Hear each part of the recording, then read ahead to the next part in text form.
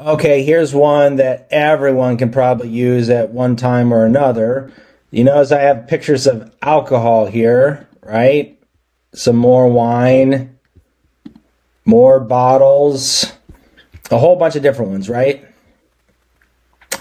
So the setup, I'm going to a party who the host, they're real wine snobs. Now, I'm not naming any names. You know who you are.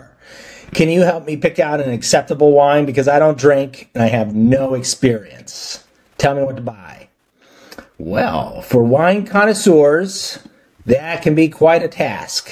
So it says it's also calling out the photo. Awesome. So Camus, I'm assuming that's acceptable for all you winos out there. And La Marca, I know that Prosecco. And these are acceptable. Good job, ChatGPT.